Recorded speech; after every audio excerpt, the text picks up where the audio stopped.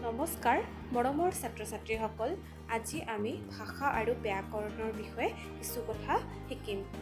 ভাষা আৰু ব্যাকৰণৰ বিষয়ে আমি কিছু কথা আলোচনা কৰাৰ আগতে এটা উক্তি আমি চাই লওঁ আহা।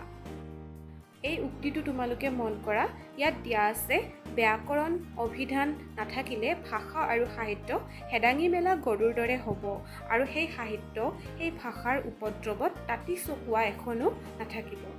কথাষাৰ লক্ষ্মীনাথ বেজবৰুৱাদেৱে কৈছিলে। এতিয়া মই তোমালোকক এই কথাষাৰৰ তাৎপৰ্য বুজাই দিম, তোমালোকে ভালদৰে মন দি শুনা। যিসকলৰ ঘৰত গৰু আছে সিহঁতে বুজিব যে আমি যদি গৰুটোক বান্ধি নথয়, আমি যদি গৰুটোক এৰাল দি দিওঁ, তেতিয়া কি কৰিব? ওচৰৰ কাৰোবাৰ ঘৰত যদি বাৰীত শাক পাচলি ৰুইছে বা ফল মূল ৰুইছে, তেতিয়া সেই এৰাল দিয়া গৰুটো গৈ জেওৰা থাকিলেও, জেওৰা মানে জানানে, জেওৰা মানে হৈছে বেৰ, জেওৰা থাকিলেও জেওৰা ভাঙি পেলাই সোমাই যাব, হয় নে নহয়? আৰু সোমাই গৈ বাৰীখন একদম তহিলং কৰি দিব, বাৰীৰ ফল মূল শাক পাচলি সকলো নষ্ট কৰি দিব, হয় নে নহয়? গতিকে আমি কি কৰোঁ? গৰুটোক আমি বান্ধি থওঁ, যাতে সি আনৰ বাৰীলৈ গৈ বা আমাৰ ঘৰত যি শাক পাচলি আমি ৰুইছোঁ সেইবিলাক যাতে নষ্ট কৰিব নোৱাৰে, আমি গৰুটোক সদ্যহতে আমি বান্ধি থওঁ। খুব কমহে আমি গৰুটোক এৰাল দিওঁ। এৰাল দিলে আমি ক'ত দিওঁ? যে পথাৰত এৰাল দিওঁ। এতিয়া ইয়াত কোৱা হৈছে যে ব্যাকৰণ অভিধান নাথাকিলে ভাষা সাহিত্য হেদাঙি মেলা গৰুৰ দৰে হ'ব।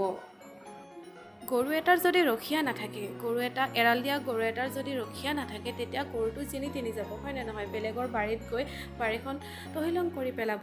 সেইকাৰণে কোৱা হৈছে যে আমাৰ অসমীয়া ভাষা, আমাৰ যিটো ভাষা অসমীয়া ভাষা, আমাৰ অসমীয়া ভাষাটোৰ সুস্থ সবল আৰু আমাৰ অসমীয়া ভাষাটোৰ ঐতিহ্য আমি যদি ধৰি ৰাখিব খোজোঁ, তেতিয়া আমাৰ ব্যাকৰণ আমাক লাগিবই, অভিধান আমাক লাগিবই। নহ'লে আমাৰ কি হ'ব? আমাৰ ভাষাটোৰ ঐতিহ্যই নাথাকিব। গম পাইছানে তোমালোকে? এইখিনি মই জাষ্ট তোমালোকে যাতে বুজি পোৱা যে ব্যাকৰণ আমাক কিয় লাগে, ভাষা আমি কিয় শিকিব লাগে, যে আমাক অভিধান চাব আমি কিয় জানিব লাগে, এই গোটেইখিনি যাতে তোমালোকে থুলমূলকৈ বুজি পোৱা, সেইকাৰণে মই এই কথাখিনি থুলমূলকৈ তোমালোকক বুজাই দিলোঁ। এতিয়া আমি ভাষা কাক বোলে সেইটো আমি আলোচনা কৰোঁ আহা। ভাষা কাক বোলে? এই যে মই তোমালোকক মুখেৰে কৈ আছোঁ, এই যে মই তোমালোকক বুজাই আছোঁ, এই যে তোমালোকে মোক কেতিয়াবা সোধা যে আচাৰ্য এইটো মই বুজি পোৱা নাই, মোক বুজাই দিয়া। মই যে তোমালোকক সোধোঁ যে তোমালোকে এইটো বুজি পাইছানে, তাৰ উত্তৰত তোমালোকে কি কোৱা? যদি বুজি পাইছা তেনেহ'লে কোৱা যে হয় আচাৰ্য মই বুজি পাইছোঁ, আৰু যদি বুজি পোৱা নাই তেতিয়া কোৱা যে আচাৰ্য মোক আকৌ এবাৰ বুজাই দিয়ক। আমি যে এইবিলাক মুখেৰে প্ৰকাশ কৰোঁ, আমি যে কথা কওঁ, এইবিলাকেই হ'ল ভাষা। আমি যিবিলাক কথা কৈ বা লিখি ইজনে সিজনক প্ৰকাশ কৰোঁ, তাকে আমি কি বুলি ক'ব পাৰোঁ? তাকে আমি ভাষা বুলি ক'ব পাৰোঁ। এতিয়া চোৱা, ভাষাৰ মাধ্যমেৰে মানুহে সৰল আৰু স্পষ্টভাৱে নিজৰ কথা ক'বলৈ আৰু শুনি বুজিবলৈ সক্ষম হয়। ভাষা হ'ল ভাৱ প্ৰকাশৰ এক প্ৰক্ৰিয়া। এতিয়া ভাষা হ'ল ভাৱ প্ৰকাশৰ এক প্ৰক্ৰিয়া, মানে হ'ল যে মোৰ যদি মনৰ ভাৱ মই তোমালোকৰ আগত প্ৰকাশ কৰিব খোজোঁ, তেনেহ'লে মই কিহৰ সহায় ল'ব লাগিব? নিশ্চয় মই ভাষাৰ সহায় ল'ব লাগিব, হয় নে নহয়? হাতেৰে আমি অংগী ভংগীৰে যদি আমি কিবা বুজাব খোজোঁ, তেতিয়া হয়তো বুজাত অকণমান দেৰি হ'ব বা অকণমান আমাৰ অসুবিধা হ'ব।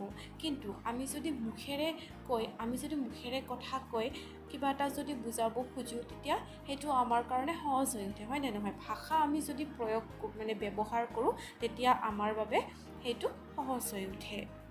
মানুহে মনৰ ভাৱ প্ৰকাশ কৰিবলৈ মুখেৰে যি কয় তাকে ভাষা বুলি কোৱা হয়, যদিও অৰ্থহীন কথাক আমি ভাষা বুলি গণ্য নকৰোঁ। মানে আমি মুখেৰে যিকোনো ক'লেই নহ'ব, আমাৰ ভাষাটো অৰ্থপূৰ্ণ হ'ব লাগিব। আমি যিটো কথা ক'ম সেইটোৰ এটা অৰ্থ থাকিব লাগিব, সেইটোকহে আমি ভাষা বুলি ক'ব পাৰোঁ। এতিয়া চোৱা, ভাষাৰ মূল উপাদান কেইটা? ভাষাৰ মূল উপাদান তিনিটা। প্ৰথমটো ধ্বনি, তাৰপিছৰটো শব্দ আৰু তাৰপিছৰটো হ'ল বাক্য। ধ্বনিৰ কোনো চাক্ষুষ ৰূপ নাই, মানে ধ্বনিক আমি চকুৰে দেখা নাপাওঁ। পাওঁ নেকি? আমি যে উচ্চাৰণ কৰোঁ সেইটো আমি চকুৰে দেখা পাওঁ নেকি? সেইটো আমি চকুৰে দেখা নাপাওঁ। কিন্তু ভাষাক যেতিয়া আমি লিখিত ৰূপ দিওঁ, তেতিয়া সেই ধ্বনিবোৰ দৃশ্যমান হয়। যেনে কলম ক ল ম কলম ধ্বনিটো আমি চকুৰে দেখা পাওঁ নেকি? নাপাওঁ নহয়। কিন্তু যেতিয়া আমি লিখিম ক ল ম তেতিয়া এই শব্দটো ইয়াৰ ধ্বনিবোৰ আমি যেতিয়া ভাষাৰ ৰূপ দিওঁ তেতিয়া আমি দেখা পাওঁ। তাৰপিছত চোৱা শব্দ মানে যেনে মই, আমি, সিহঁত। শব্দৰ সংজ্ঞা তোমালোকক আগতে দিছিলোঁ, তোমালোকৰ হয়তো মনত আছে। যদি মনত নাই তোমালোকে এবাৰ চাই ল'বা। শব্দবোৰ হ'ল যেনে মই, আমি, কলম, সিহঁত, কিতাপ, ফুল, গৰু, ফেন ইত্যাদি। তাৰপিছত বাক্য যেনে মই ভাত খালোঁ, মই আজি স্কুললৈ নাযাওঁ, মই বজাৰত যাম, ৰীতাই নাচিব জানে। এইবিলাক হ'ল বাক্য। এইখিনিলৈকে তোমালোকে বুজি পালানে? তাৰপিছত আমি জানিব লাগিব ব্যাকৰণ। যিহেতু ব্যাকৰণ আৰু অভিধান নহ'লে আমি যিকোনো ভাষাৰ সাহিত্য বা যিকোনো ভাষা আমি অধ্যয়ন কৰিব নোৱাৰিম। কোনো এটা ভাষা যদি আমি ভালদৰে ব্যৱহাৰ কৰিব লাগে, ভালদৰে প্ৰয়োগ কৰিব লাগে, তেতিয়াহ'লে আমাক ব্যাকৰণ লাগিবই। অলপ আগতে মই উল্লেখ কৰিছিলোঁ যে আমি মুখেৰে যি কওঁ সেয়া ভাষা নহ'বও পাৰে। কাৰণ আমি মুখেৰে যদি কিবা অৰ্থহীন কথা কওঁ সেইটো আমি ভাষা বুলি ক'ব নোৱাৰোঁ। আমি মুখেৰে কিবা এটা অৰ্থপূৰ্ণ বাক্য এটা বা অৰ্থপূৰ্ণ শব্দ এটা ক'লেহে আমি তাক ভাষা বুলি ক'ব পাৰিম। এতিয়া আমি অৰ্থপূৰ্ণ ভাষা আমি কেনেদৰে ক'ব বা লিখিব পাৰিম সেইটো আমি কেনেকৈ জানিম? যদিহে আমি আমাৰ ব্যাকৰণ অধ্যয়ন কৰোঁ, তেতিয়াহে আমি আমাৰ ভাষাটো ভালদৰে আয়ত্ত কৰিব পাৰিম। ব্যাকৰণে আমাক কোনো এটা ভাষাক শুদ্ধকৈ ক'ব আৰু লিখিব শিকায়। যি পুথিত কোনো ভাষা বিশেষৰ গঠন প্ৰণালীৰ পুংখানুপুংখ বিশ্লেষণ বা আলোচনা থাকে, তেনে পুথিক সাধাৰণতে ব্যাকৰণ বুলি কোৱা হয়। ব্যাকৰণৰ ভাগকেইটা হ'ল বৰ্ণ, শব্দ আৰু বাক্য। বৰ্ণ অ, আ, ক, খ যিবিলাক আমাৰ স্বৰ বৰ্ণ আৰু ব্যঞ্জন বৰ্ণ আছে সেইবিলাক বৰ্ণ। শব্দ মই অলপ আগতে ক'লোঁ নহয়, মই, আমি, সিহঁত, কিতাপ, কলম। বাক্য মই ভাত খালোঁ, তুমি আজি আহিবানে, মই আজি স্কুললৈ নাযাওঁ। এইবিলাক হৈছে বাক্য। এই যে আমি ভাষাৰ বিষয়ে আলোচনা কৰি আছোঁ, এতিয়া আমি জানিব লাগিব ভাষাৰ ৰূপ। ভাষাৰ ৰূপ দুটা: কথিত বা মৌখিক ভাষা আৰু লিখিত ভাষা। দৈনন্দিন জীৱনত আমি যি ভাষাৰে কথা পাতোঁ সেয়াই কথিত বা মৌখিক ভাষা। যেনে আমি টেলিফোনত যেতিয়া আমি কথা পাতোঁ, আমি যেতিয়া ফোনত কথা পাতোঁ তেতিয়া আমি যিটো ভাষা ব্যৱহাৰ কৰোঁ সেইটোৱে হৈছে আমাৰ কথিত বা মৌখিক ভাষা।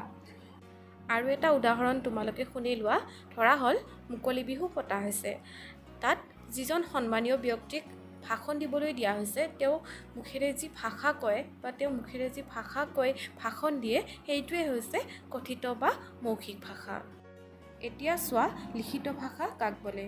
আমি যেতিয়া লিখিত ৰূপত মনৰ ভাৱ প্ৰকাশ কৰোঁ আৰু আনে পঢ়ি সেইখিনি বুজিব পাৰে, সেয়াই হৈছে লিখিত ভাষা।